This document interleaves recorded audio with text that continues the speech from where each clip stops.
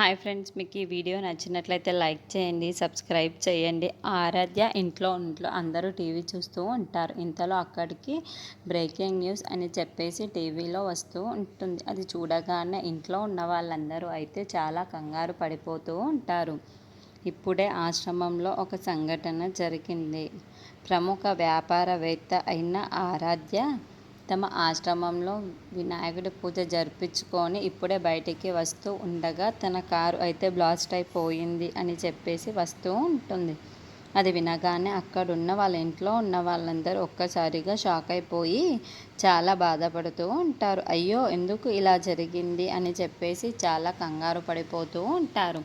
ఇంతలో అక్కడున్న news reporter అయితే తను చాలా ఘనంగా అక్కడ వినాయక పూజ జరిపించుకొని ఇంటికి బయలుదేరుతూ ఉండగా ఎందుకు ఇలా జరిగిందో తెలియదు, కానీ చాలా దురదృష్టమైన విషయం అయితే తెలిసింది మనకి అని చెప్పేసి అంటాడు. ఆ మాటలు వినగానే అక్కడున్న ఇంట్లో ఉన్న వాళ్ళందరూ చాలా కంగారు పడిపోతూ ఉంటారు. ఏం జరిగిందో ఏమో అని చెప్పేసి ఆశ్రమానికి బయలుదేరి అక్కడి నుండి వెళ్ళిపోతూ ఉంటారు. వసుంధర దేవి ఇంట్లో మల్లికి పిండాన్ని పెడుతూ ఉంటాడు వాళ్ళ నాన్న. ఇంతలో అక్కడున్న వాళ్ళ నాన్న అయితే మల్లిని తలుచుకుంటూ చాలా బాధపడుతూ ఉంటాడు. ఎందుకు ఇలా జరిగింది అని చెప్పేసి అనుకుంటూ ఉంటాడు. ఒక కూతురేమో పిచ్చిదయ్యి ఇంట్లో కూర్చొని ఉంది, ఇంకో కూతురేమో లేకుండానే పోయింది అని చెప్పేసి అనుకుంటూ చాలా బాధపడుతూ ఉంటాడు.